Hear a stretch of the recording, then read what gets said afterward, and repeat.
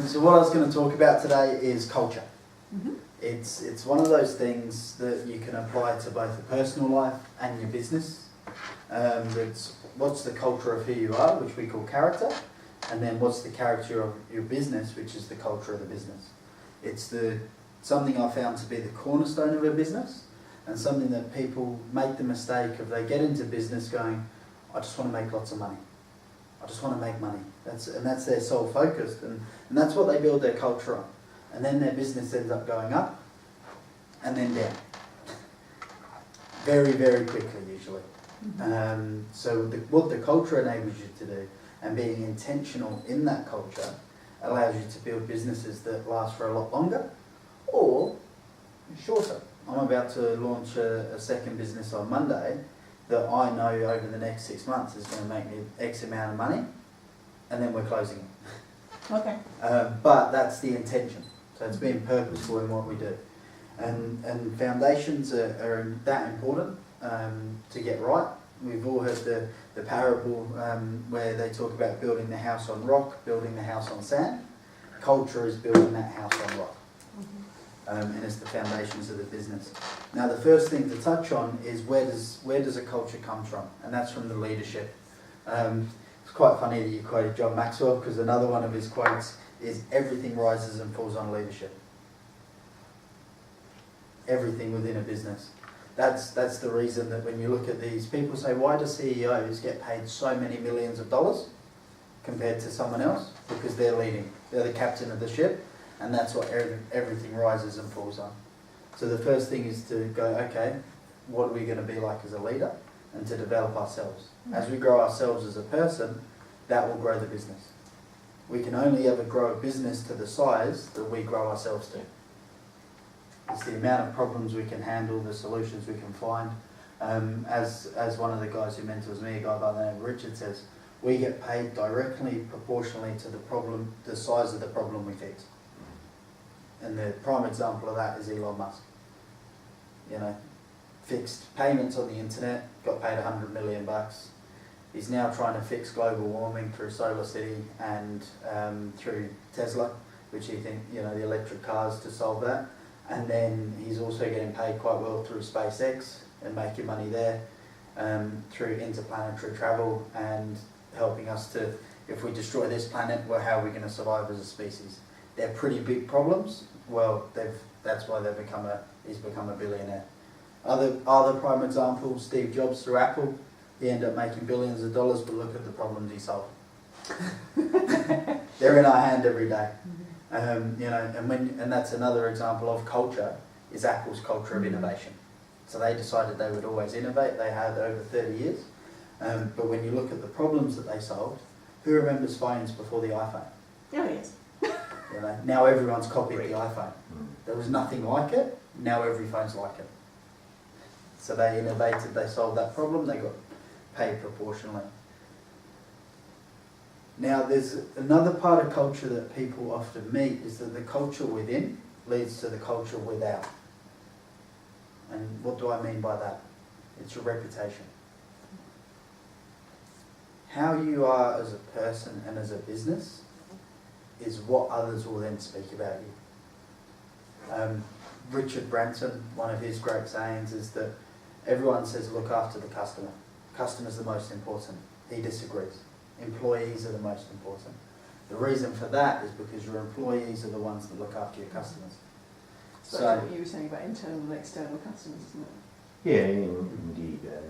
But sorry, I interrupted you. Carry on. That's all right. yeah, setting the purpose and getting people to understand the relevance to their customers from the perspective of that person, that employee. Yeah. Yes, not suggesting the customer is necessarily more important than the employee. No. But people always say the customer's always right. Customer's right. But the customer's not always right. And it's okay to say that if that fits within your culture. If your culture is money, we just want to do anything to make sales, we're worried about what other people will say, the customer will always be right, and it'll end up to being employees being disenfranchised because you're just trying to do whatever it takes to keep money. If you're looking after your employees, they'll actually create a better experience for your customers because they're happy. Have you ever walked into a retail store and the chalk and cheese experience of someone who's a great customer service provider versus someone who's just, you know, they're there at the till on their phone, not really interested in anyone. And the experience, as opposed to someone who walks up to you, they start a conversation, you have an awesome experience of being there, and then you want to go back to that store. And you might spend more money than you would have previously just because you like the person. So it's looking after your employees and creating that culture into the employees. Should have taken the Now, the first step to creating culture, so some people go, okay, so we're starting a new business, how do we just create the culture? Or how are we going to change the culture? And the first step to that is deciding on your culture. So taking that decision, classic Alice in Wonderland, when she gets to the cat and she says, which way should I go? And he says, well, where do you want to end up?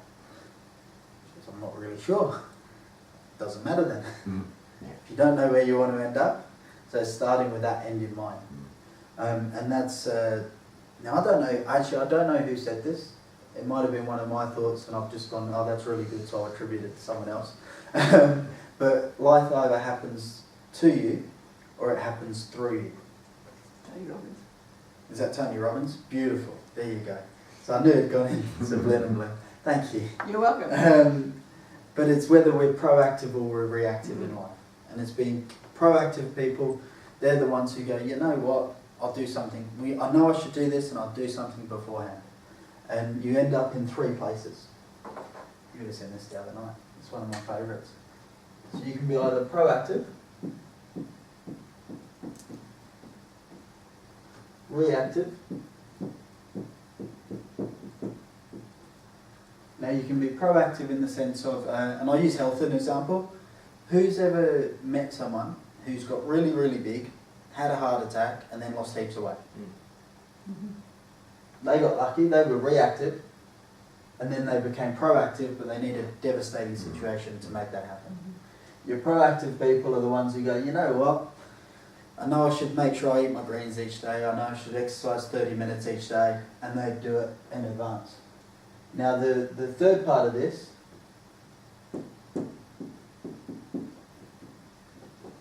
devastated. So you can be proactive, reactive, but if you don't get it right, you end up devastated. Now most often, your reactive people end up becoming devastated. Smokers, prime example. Who knows that smoking's unhealthy for you? There's a framed question for you. But who knows the consequences of it? And there's, you know, great saying, you can do anything that you want in life as long as you're okay to accept the consequences. You know, you can jump out the plane without a parachute if you want to fly, just be ready for the spud at the end. That's fine if you're okay with that. But when you smoke, you're reacting to the situation of, because usually smokers will be like, I'll stop, and then they'll react to their addiction. And one day they'll get lung cancer, emphysema, they'll get sick, and they'll be devastated. You can also end up there. You can be proactive and end up here as well. Because you could be proactive with incorrect information. So you could be exercising. You could be like, I want to run that marathon. And you go to a trainer and they say, right, I want to run this marathon. What do I need to do? And the personal trainer says to you, right, you need to eat cake, McDonald's, and watch TV. So you go, all right, I'll put it in my schedule. All I'm going to do is eat cake, McDonald's, and watch TV. And you sit there for weeks at the end, and that's all you do. And it comes to run the marathon, and you fall over. Well, you've been proactive, but you've ended up devastated. Because the next part of being proactive is making sure you have the correct information. And that's the same with building a culture. So it's being proactive in building it, and then looking, okay, what do we need to do for what we want to create? If we just want to build a business that lasts for 6 months, it makes X amount of sales, okay, what do we need to do that's the end in mind. If we want to build a business that's going to impact the world, you know, change lives, an Apple, a Google, Facebook, one of those businesses, what do we need to do that? And there's really, And that can come at the high level of what the business as a whole, so when the leadership are making businesses, and then it becomes a culture that you instill within your team. So you have a business culture and then a team culture. And the team culture comes from the business culture. So these here are 5 characteristics that I've found when it comes to building a team culture that really help to build a great team. 5 things that you can actually hire for, train for, and create. And the nice thing is a lot of them are intangibles. Have you ever heard the saying, hire for character and then train skills? Mm-hmm. It works perfectly, especially in sales. Anyone can learn how to sell if they've got the right character. Now the first key characteristic that we always have in our team culture is personal responsibility. It's really the number one thing is, do we have someone coming in who's entitled? And one of the things that I know I'm probably, how old are you? 31. Okay, so I'm the youngest one in the room. And one of the things that really bugs me is about the generation following me, is they're so freaking entitled. As a generalisation, but I think that's fair to say the majority. And it's people who go in and they go, right, I want my 100 grand a year salary, I've got no experience, no skills, and I really don't want to work, I'm going to sit there on Facebook all day. And it's like, that's cool, see you later. But if they're willing to take personal responsibility for, well, this is what I want, this is what I need to do to achieve it, so this is what I'm going to take action on, and when shit goes down, do they make excuses, or do they say, look, I stuffed up, I'm sorry, how can I fix this? And it's one of the key things of when people actually say, I'm sorry, I stuffed up, can you help me fix it? They're then coachable. So part of personal responsibility is coachability. Are you coachable, trainable and teachable? Are you willing to learn? And that comes into number 2 of that coachability is the right attitude to have. Are they willing to learn? Do they rock up early? Are they punctual? Okay, and the right attitude really needs to be defined by your culture's values. So as an example of that, the right attitude for us looks like whinging up. Have you ever heard of a whinge up policy within a business? No. Okay, who's ever worked with a whinge up? Yeah. How does it make you feel? Yeah. Now, who should they have been whinging to if they had a problem? Got it, whinge up. Got it. Yeah. So whinge up to your leaders, to your managers, the people on your level, positive owner. And the people who can do that are the ones who will be your next managers, your next leaders within the business.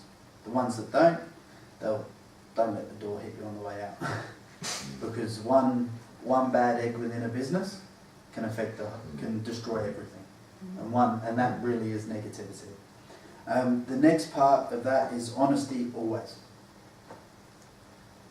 And that's something for us, it's honesty first, every time. When someone says to me, I'd like to put a detector here, well, you don't really need it. You're welcome to if you want to. This is why you should, this is why you shouldn't. You make the decision. We don't take people's money first. We do the right thing by them first. And that's honesty always. And if you do that, the referrals, the recommendations, and the power that gives to your reputation is perfect. I think I was sharing with you about the gentleman who... Yes. Yeah. I actually have a thing, where you're saying about dropping the price 10% on the day, that sort of thing, Randall? Yep. So I do that. First visit, this is our normal price, you get X amount of discount if you go ahead first visit. I've been challenged on that before by a gentleman who'd obviously been in sales, who'd run businesses. I said to him, that's fine. I said, I can see your wife wants to do it, so good luck putting up with her. If you don't do what she tells you to. That's the honesty. And she giggled as I said it. And I said, but look, if you ring me back whenever you want, but that'll be the price. I said, okay. So it rings me up a week later. Look, the wife's been nagging me. We need to do it. I said, that's fine. Rock up. And he's got a cheque for the first visit price. And I said, sorry mate, you're missing $595. He went, oh well look, if you don't do the better price, we're not doing it. I said, that's fine, I'll pack up and leave. Thanks for wasting my time. And yeah, basically his wife turned around as I'm leaving, yep, you need to do that. And so they paid the amount. I said, well, I'll meet you on a middle ground because it's more the principle than the need for it. Which charity would you like me to donate your money to? And so we did. Anyway, I got 10 referrals from that. All 10 booked in because they wanted to meet the person that got one over on this gentleman. Because he's the sort of guy that, yeah. And from there, they all went ahead first visit. Yeah, good. But if I'd not been integrous in that and gone, yeah, that's okay, just, he would have told them more and they'd have gone, yeah, you've... So it's the same thing, doing the right thing every time and being good to your word.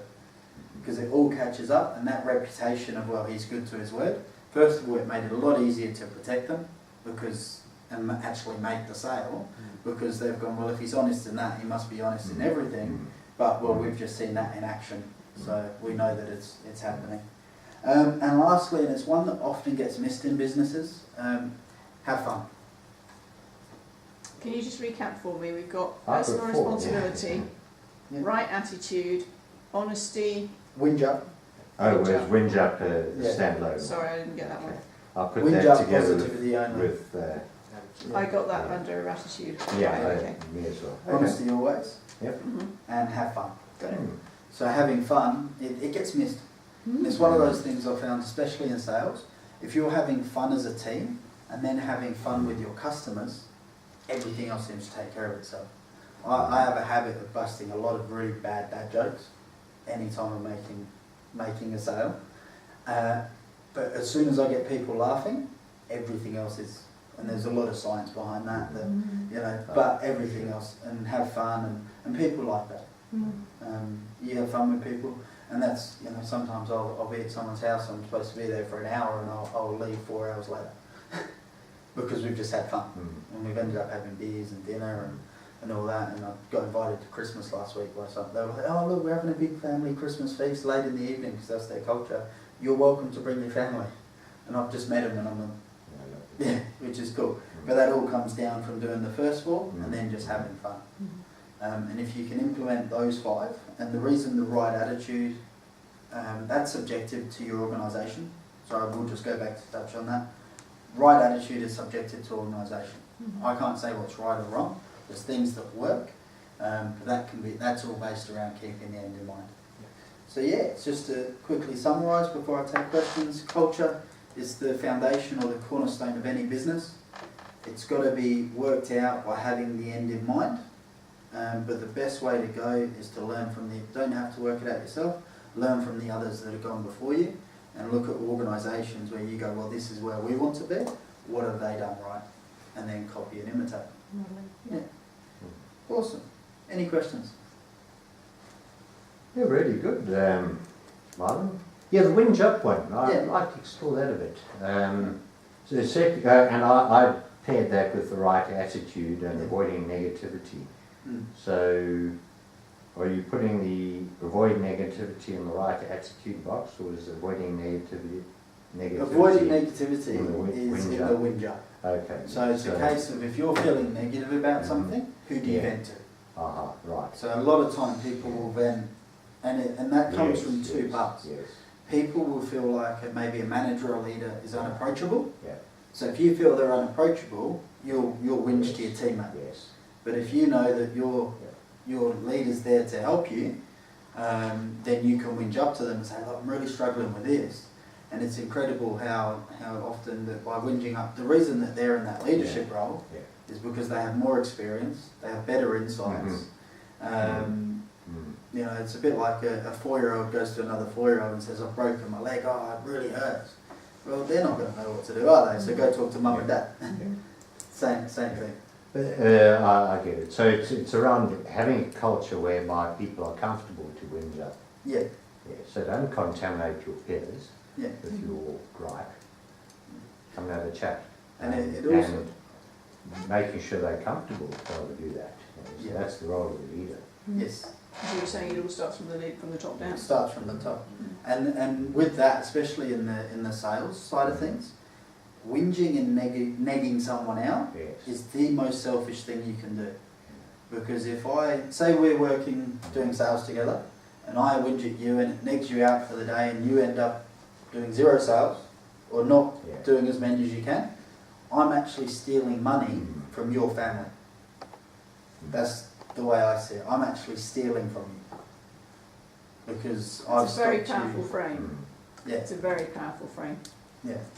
And I'm stopping you putting food on your family's table because I'm too selfish to deal with my shit. So that's where whinging up, whereas your managers and your leaders, they're the ones employed in that role to deal with that shit. Yeah. So it's making sure you go to the right people.